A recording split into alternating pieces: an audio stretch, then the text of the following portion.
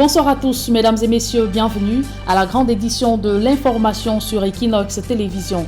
Au menu de ce 20h, le laxisme et l'inertie des autorités administratives arrachent 3 personnes à la vie et causent 4 blessés graves dans une mine d'or à Bertois, dans la région de l'Est. Ils ont été ensevelis à la suite d'un éboulement de terrain. Pourtant, le préfet de la KDI avait interdit l'exploitation minière dans son territoire de compétence.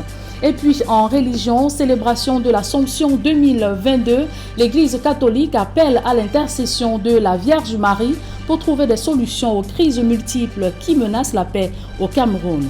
Écho de cette fête chrétienne dans quelques paroisses à suivre au cœur de ce journal.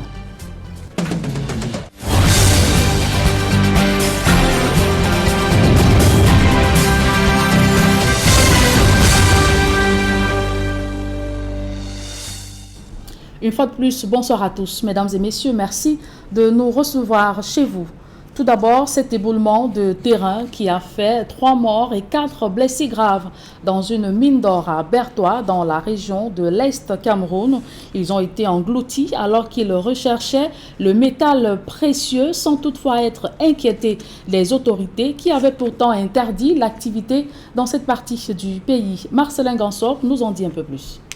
Kambele 3, on dirait que le chien aboie et la caravane passe. Cette image, captée il y a moins de 24 heures, montre une marée humaine quasiment noyée dans un trou minier à la quête des pépites d'or. Pourtant, voici 48 heures que 3 personnes ont trouvé la mort à la suite d'un éboulement survenu dans un de nombreux trous miniers abandonnés par l'une des entreprises qui opèrent dans ce village de l'arrondissement de Batouri. Les victimes âgées de 17, 22 et 36 ans étaient en pleine activité lorsqu'une importante motte de terre s'est détachée et les a carrément ensevelis. Le bilan, qui n'est pas définitif, affiche également 4 blessés. Il y a une semaine déjà, 3 autres orpailleurs ont trouvé la mort dans des circonstances similaires. Toujours à Kambele 3, où l'exploitation minière, et notamment celle artisanale, continue de battre son plein. Pourtant, le 27 juillet dernier, le préfet du département de la KDI a pris un arrêté ordonnant la fermeture des sociétés minières en activité à Kambele. L'autorité administrative évoquait alors les morts récurrentes enregistrées dans la zone du fait de la non-fermeture des trous miniers après exploitation. Des décès qui surviennent principalement à la suite des éboulements ou par noyade.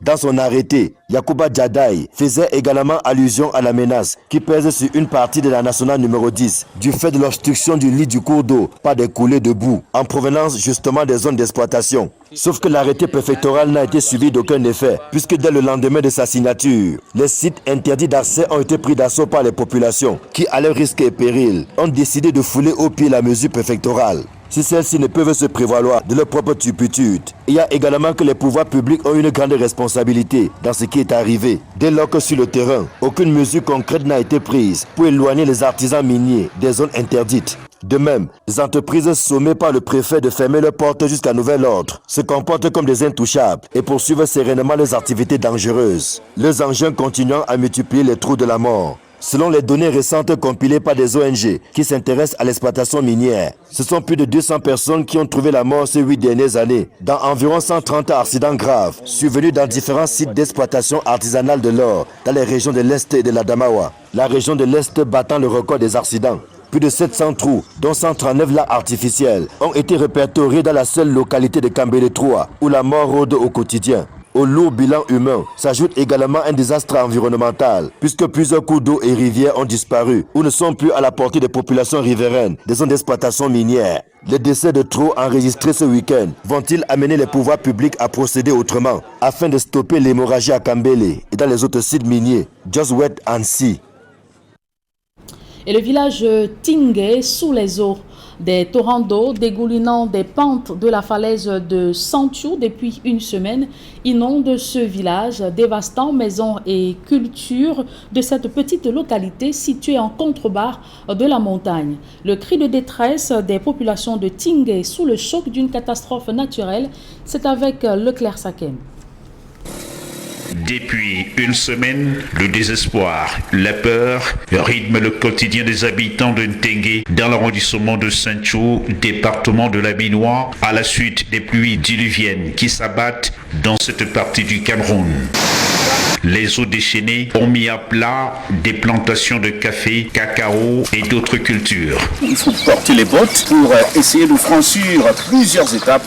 Question d'aller chercher de quoi manger. Le maïs qu'on a cultivé, tout ça, c'est pourri au champ.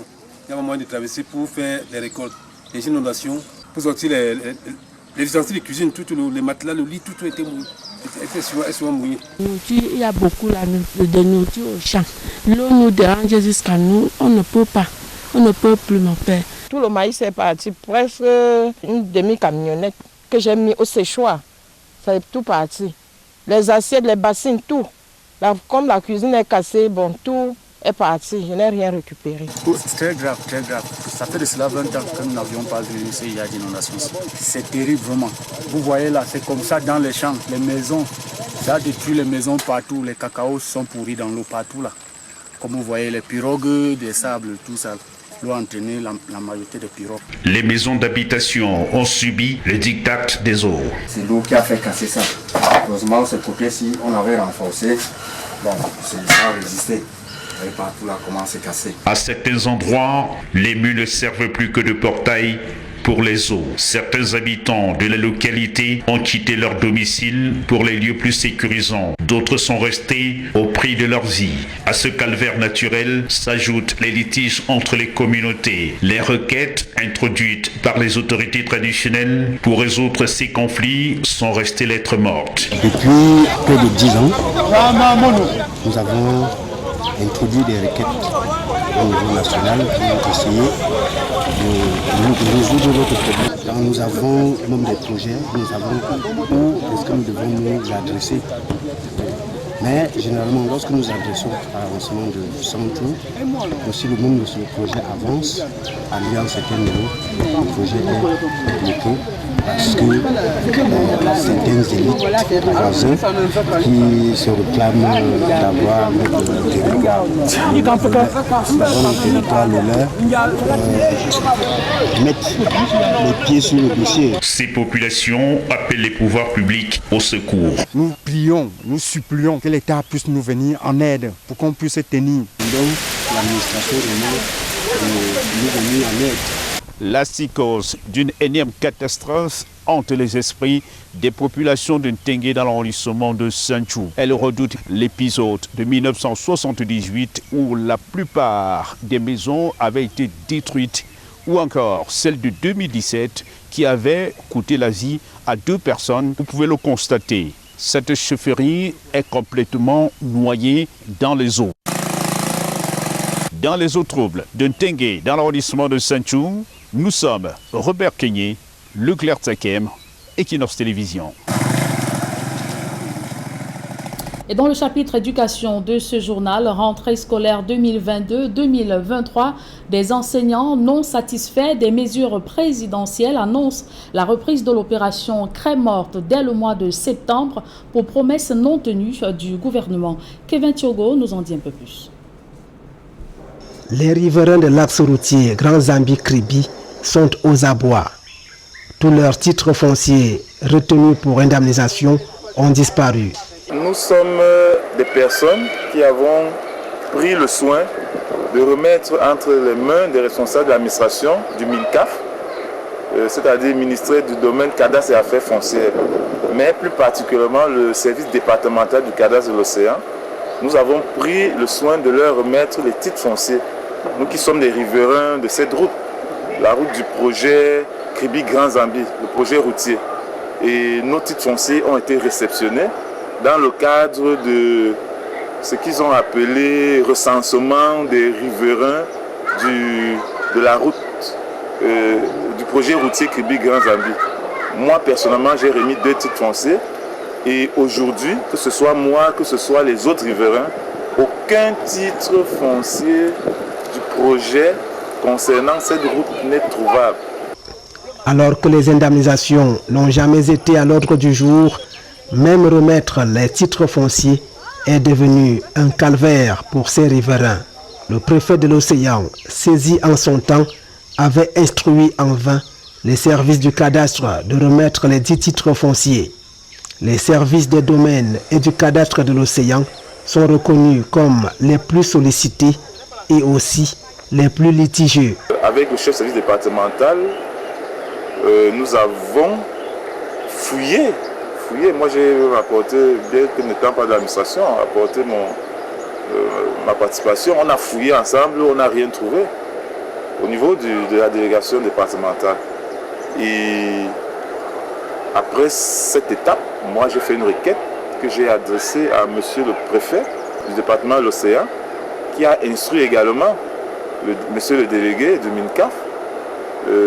Rien du tout n'a été trouvé, on n'a aucune trace et nous avons continué en saisissant le ministre des Domaines, Cadastre et Affaires foncières. Nous attendons toujours. Un véritable préjudice pour les victimes. Le préjudice est grand. Déjà même, le premier préjudice, c'est l'insécurité. Nos titres sont en insécurité. Ça, c'est le premier préjudice. Parce que psychologiquement, nous ne sommes plus stables. De deux, si vous avez une transaction que vous souhaitez faire, vous ne pouvez pas le faire. Si vous avez un crédit que vous souhaitez prendre ou contacter dans votre banque, vous n'avez pas de garantie. Pourtant, les travaux de ce tronçon routier de 53 km linéaires ont déjà été livrés. Financés par la Banque africaine de développement et l'État du Cameroun, ils ont coûté 36,233 milliards de francs CFA. Vous venez plutôt de suivre un reportage de Joseph Abena sur la disparition des titres fonciers des riverains de la route Kribi à Grand Zambie dans la région du Sud. Et je vous le disais il y a peu, rentrée scolaire 2022-2023, des enseignants non satisfaits des mesures présidentielles annoncent la reprise de l'opération Craie morte dès le mois de septembre pour promesses non tenues du gouvernement. Kevin Thiogo nous en dit un peu plus. Comme au cours de l'année scolaire dernière, le mouvement OTS et ses alliés menacent de paralyser à nouveau le système éducatif sur l'ensemble du territoire national. Dans un préavis de grève qu'ils viennent de commettre, remonte en surface un ensemble de revendications déjà émises en mars dernier et qui se résument pour l'essentiel à l'épineuse question de l'amélioration des conditions d'exercice de la profession d'enseignant au Cameroun. Déjà parce que les mesures prises par le gouvernement sous haute instruction du chef de l'État ne prennent pas en compte l'ensemble des problèmes que nous avions posés. Ça n'aborde que quelques aspects sans toutefois les résoudre de façon définitive. En plus de cela, ces mesures-là, ces hautes instructions ne sont pas respectées par le gouvernement sur le terrain. Le chef de l'État a instruit le paiement de la dette totale due aux enseignants. Pourtant, dans le plan d'apurement proposé par le gouvernement, il y a encore 772 enseignants de 2012 à 2018 qui ne sont pas programmés. Les membres de la communauté éducative réunis au sein des mouvements OTA, OTS et CK estiment avoir été floués par le gouvernement. Que quelques 20% des enseignants ont été sepoutrés parce qu'ils n'ont même pas été satisfaits parce que ces enseignants-là qui ont été complétés attendent encore des rappels. Selon la note du SGPR, il fallait commencer à payer les rappels d'avancement à partir de juin 2022, ce qui n'a pas été fait. Voilà pourquoi les enseignants sont tout à fait déçus. Et tenez-vous tranquille, le rapport de la réunion du comité ad hoc a fait état de ce que les rappels d'avancement seraient payés à partir d'août 2023, ce qui est un scandale. Cette crise, qui a consisté à la cessation systématique des enseignements durant plusieurs mois au cours de l'année scolaire, n'a pas été sans conséquence sur les résultats. La baisse des statistiques au baccalauréat et au probatoire de l'enseignement général sont un exemple patent, regrettent certains observateurs. On constate que le gouvernement se plaît dans ce melting pot là qui fait qu'aujourd'hui les résultats sont piètres, la situation des enseignants reste macabre, donc on avance à reculons, nous sommes dans ce qu'on appelle du rétropédalage. Un nouvel agenda est d'ores et déjà annoncé dans le nouveau préavis de grève des syndicats, avec en ligne de mire le boycott des activités dès la prochaine rentrée. Pour la rentrée, nous comptons faire un boycott de la rentrée scolaire, le boycott de l'Assemblée générale du premier trimestre et la grève se poursuivra par l'opération Craie morte. Une énième interpellation en direction des ministères en charge de l'éducation afin d'éviter que les mêmes causes produisent les mêmes effets. Le débat sur la dépigmentation de la peau noire divise l'opinion nationale depuis la suspension de la vente des produits décapants par le ministre de la Santé publique. Cet acte du Dr Manaouda Malachi était diversement apprécié au cours de l'émission Droit de réponse. Le regard croisé des politiques, c'est avec Gladys Idi. La controverse autour des boissons éclaircissantes alimente de vifs débats depuis quelques jours au Cameroun, avec en toile de fond la question suivante: comment expliquer l'invasion des produits non contrôlés sur le territoire? Pour répondre à cette question, au mouvement pour la renaissance du Cameroun, l'on souligne de graves manquements au ministère en charge de la santé au Cameroun, conséquence du laisser-aller observé en ce moment. Madame Norishka, n'est-ce pas, on devrait lever son immunité parlementaire pour qu'elle réponde de ses actes. Et même Monsieur le ministre de la Santé devrait également lui-même penser à démissionner. Parce que dans un parti qui se veut un parti sérieux, ce sont des pareils actes, des pareilles choses qui entraînent la démission des uns et des autres. Au sein du parti au pouvoir, si l'on reconnaît qu'il s'agit d'un véritable problème de santé publique à prendre très au sérieux, l'on tente tout de même de dédouaner la députée Nourane Faustin en indiquant qu'elle n'a rien créé de nouveau en se lançant dans cette activité. Moi, j'ai été étonné personnellement qu'on puisse boire des produits qui ont autant d'effets et je ne voyais pas le rapport. Certes, on dit souvent depuis l'enfance que les carottes, quand on les mange, ça produit de la belle peau, qu'en buvant assez d'eau, ça produit de la belle peau, mais changer totalement la nature en buvant quelque chose, je trouve ça étonnant et donc probablement dangereux. L'État doit prendre des mesures pour que tout ce qui peut nuire à la santé publique, à la santé de nos filles et de nos femmes, que ça soit au maximum écarté du marché. Mais je crois que Madame la députée, et ce n'est pas elle qui a inventé. Le professeur Couvendor croit savoir que le mal est bien plus profond. S'en prendre, selon lui, aux promotrices de ces produits au Cameroun, c'est éviter le véritable problème. Pourquoi on doit s'en prendre seulement à elle? Personne n'absent. Traitons le problème dans sa globalité. En prenons-nous à toutes ces personnes qui s'enrichissent dans les produits décapants. Ces exemples-là qui s'inscrivent aussi dans la mauvaise gouvernance, parce que lorsque les femmes des dignitaires se décapent, lorsque les femmes des dignitaires de notre régime, celui qui nous gouverne en tout cas aujourd'hui, importent des produits de suicide, parce que celles qui achètent se suicident, à vrai dire, eh bien, cela s'inscrit fatalement dans cette mauvaise gouvernance. Et alors que le ministre de la Santé publique a indiqué que la vente de tels produits ne doit se faire qu'après présentation des certifications et délivrance par ses services d'agrément, des politiques craignent que les uns et les autres ne se lancent dans la falsification de documents. C'est-à-dire, seules les certifications suffiraient. Donc, si on nous produit aujourd'hui des certifications et on en viendra au faux diplôme, parce qu'on peut aisément dire dans ce pays qu'il y a des fausses certifications sur la base déjà des faux diplômes. Si on peut faire des faux diplômes, on peut faire des fausses certifications. Depuis le déclenchement de cette polémique au Cameroun, le ministre de la Santé publique par voie de correspondance a saisi plusieurs promotrices demandant la suspension de la commercialisation de ces produits décapants sur l'ensemble du territoire national. En religion, les chrétiens catholiques du Cameroun et du monde entier, tous dévoués à la gloire de la Vierge Marie. Ils ont commémoré ce jour l'élévation au ciel de la mère de Jésus-Christ. Nos reporters Girès Yopa et Jean-Paul Mboyo ont suivi les fidèles de la paroisse Notre-Dame de Victoire de Newbel en présence de Monseigneur Samuel Cléda, archevêque métropolitain de Douala.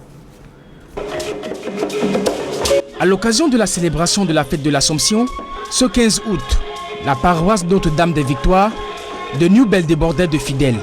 Dans une société en crise d'amour, les chrétiens catholiques, entre louanges et prières, en l'honneur de la Vierge, ont écouté avec attention l'homélie mariale prononcée par Monseigneur Samuel Cléda, placée sous le signe de l'espérance et de l'intercession au nom de Marie, Mère de Jésus.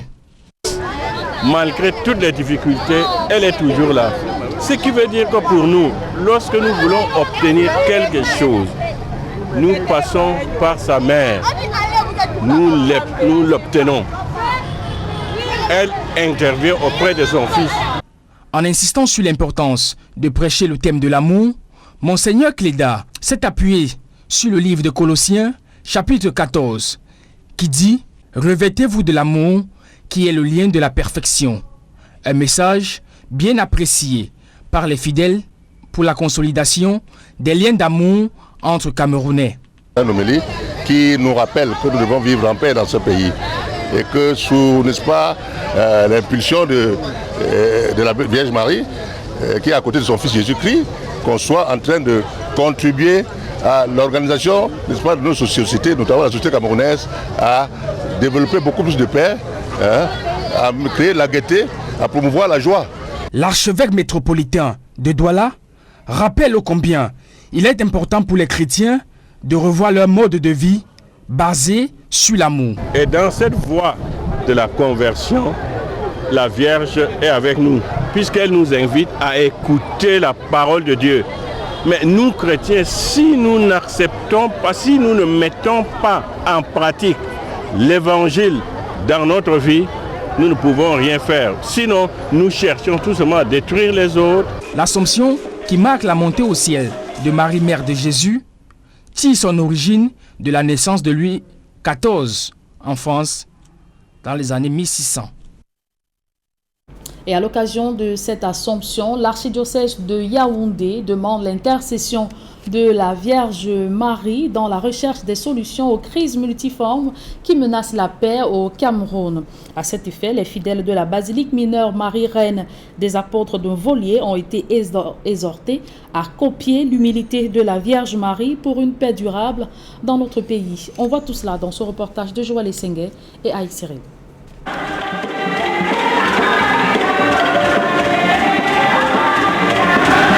Des chants à la gloire de la Vierge Marie. L'Église célèbre la fête de l'Assomption, l'élévation de la Sainte Vierge Marie au ciel. À la basilique mineure Marie-Reine des Apôtres de Volier à Yaoundé, les fidèles catholiques romains prient surtout pour le Cameroun. Chaque fois que nous avons une messe solennelle, nous reconsacrons de manière votive le Cameroun à Marie-Reine des Apôtres, car la basilique Marie-Reine des Apôtres de Volier est justement celle qui porte le Cameroun tout entier. Donc en ce jour, la Vierge exaltée dans le ciel, dans son corps et dans son âme, prie pour le Cameroun, pour la paix, la tranquillité et pour qu'il y ait, n'est-ce pas, prospérité dans l'avenir. Depuis l'arrivée des premiers missionnaires au Cameroun, le pays a été placé sous la protection de la Vierge Marie. Pleine de grâce, Marie assume sa dévotion jusqu'au pied de la croix de son fils Jésus. Un modèle d'humilité qui devrait faire tache d'huile dans la recherche d'une paix durable au Cameroun. Nous invitons le peuple de Dieu à imiter les simples et les petites valeurs et les vertus que la Vierge Marie a su faire montre tout au long de sa vie durant. Pour son assiduité, pour son humilité et pour cette confiance qu'elle a mise en Dieu et qu'elle a su valoriser tout au long de sa vie, le Fils a dit, tu ne connaîtras pas la corruption de la tombe. Tu viens avec moi jusqu'au paradis. À la faveur de la solennité de l'Assomption, le sacrement de confirmation est administré à quelques fidèles de la basilique mineure Marie-Reine des Apôtres d'un Volier à Yaoundé. À travers Marie, ils se rangent derrière Jésus pour la gloire de Dieu et le salut du monde. Prenons à présent les nouvelles hors de nos frontières. En Égypte, la communauté copte rend hommage à une quarantaine de fidèles tués dans un incendie lors d'une messe. Puis au Kenya, vive tension entre les partisans des candidats William Ruto et Raila Odinga en attente des résultats de l'élection. Et enfin, en Côte d'Ivoire, des manifestations pour revendiquer la libération des 49 soldats ivoiriens inculpés et emprisonnés au Mali. La mouture internationale est signée Nadine. Dans l'affaire des 49 soldats ivoiriens détenus au Mali, des manifestations ont eu lieu à Abidjan pour réclamer leur libération. Pour ces habitants, il n'est pas question de faire la guerre entre Maliens et Ivoiriens, mais d'aboutir à une fin heureuse. Seulement, le chemin vers la libération de ces militaires semble parsemé d'embûches. Le Mali exige que la Côte d'Ivoire reconnaisse sa culpabilité et exprime ses regrets pour le déploiement des soldats sur son territoire sans cadre légal. Tous ont d'ailleurs été inculpés pour tentative d'atteinte à la sûreté de l'État et écroués dans le pays. Abidjan continue de clamer haut et fort que ces soldats étaient en mission pour l'ONU et exige leur libération. En Égypte, très forte émotion lors des funérailles de 41 coptes décédés dimanche. Des centaines de personnes se sont rassemblées pour rendre un dernier hommage à ces victimes tuées dans un incendie qui s'est déclaré en pleine messe. Environ 5000 personnes se trouvaient à l'intérieur de l'église au moment de l'incendie provoqué par un court-circuit émanant d'une panne d'un climatiseur. L'intensité des flammes et de la fumée ont provoqué une bousculade. Selon des témoins, de nombreux fidèles ont sauté du haut des étages du bâtiment pour tenter de s'échapper. 14 blessés ont également été enregistrés. Les Coptes sont la plus importante communauté chrétienne du Moyen-Orient et représentent 10 à 15 des 103 millions d'Égyptiens, en majorité musulmans. Et au Kenya, des appels au calme et à la retenue se multiplient à la veille de la publication des résultats de la présidentielle. Des éclats de voix et coups de colère ont été enregistrés entre les partisans des deux principaux candidats, Raila Odinga et William Ruto, au Centre national de compilation des résultats. La police anti-émeute et les forces spéciales sont désormais mobilisées pour assurer la sécurité. Le vainqueur de ce scrutin présidentiel devrait être connu d'ici mardi. La commission électorale affirme avoir franchi le seuil des 200 circonscriptions sur les 292. Le taux de participation est de 64,6%, un chiffre bien bas comparé au précédent scrutin. Et pour être complet sur cette actualité hors de nos frontières, au Kenya, William Ruto déclaré vainqueur du premier tour de l'élection présidentielle avec 50,5% de suffrages devant l'opposant Raila Odinga. Avec cette majorité relative au second tour, un second tour départagera les protagonistes à la course au fauteuil présidentiel. Parlons sport à présent. La FECAFOOT décidée à mettre fin au chant du coq sportif dans la tanière des Lions Indomptables. La nouvelle du nouvel amour entre l'équipementier One All Sport et l'instance fêtière du football camerounais a été annoncée dans un communiqué commun des deux parties. Achille Kanga. C'est une mini-révolution dans le football camerounais. Ceux qui étaient dans les secrets des dieux avaient vu juste en annonçant la société One All Sport comme le nouvel équipementier de la Fédération camerounaise de football. Les deux entités viennent en effet de le confirmer. La FECAFOOT et One All Sport vont s'engager dans une convention d'une durée de 3 ans, indique le communiqué de l'instance fêtière du football camerounais.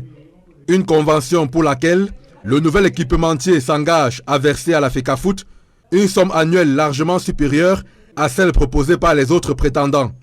Aucune autre précision sera faite sur le montant exact de la transaction, eu égard à la confidentialité contractuellement exigée par le partenaire. Cependant, est-il mentionné que One All Sport fournira chaque année des équipements destinés aux sélections nationales et un bus de standing VIP pour les Lions Indomptables. Le nouvel équipementier s'engage également à rendre disponibles et à des prix raisonnables des équipements destinés aux fans des équipes nationales, suffisant pour que les observateurs et acteurs du sport qualifie d'alléchante l'offre de One All Sport. Quand on voit l'énumération sommaire de ce contrat, on peut se dire que si on s'en tient au terme contenu, un contrat lucratif, le plus lucratif que la fédération ait jamais, première des choses. Deuxième chose, j'ai cru entendre chaque année un bus. On disait que le contrat de Puma était au-dessus du milliard. Maintenant, si au-dessus du milliard, on peut le multiplier par 1, par 2 ou par 3, les bénéfices que nous aurons, c'est largement supérieur. Le directeur général de One All Sport, David Mendelssohn, a en tout cas rassuré la FECAFOOT et les fans des Lions que les équipements produits pour les habiller dès la prochaine Coupe du Monde seront de haute facture et le fruit d'un développement technologique jamais égalé. Il a en outre précisé que le label Lions Indomptables est valorisé à travers cette marque et que sa beauté sera assurément magnifiée dans les stades à travers le monde. Si la signature officielle du contrat fera l'objet d'une annonce ultérieure, on peut d'ores et déjà dire, suivant le communiqué de la FECAFOOT, que le dit contrat sera le plus lucratif jamais conclu par le Cameroun. Un public reportage dans cette édition du 20h, problématique d'orientation académique pour les jeunes bacheliers. L'Institut universitaire du Golfe de Guinée offre une alternative de compétences et d'emploi. C'est l'objectif d'un atelier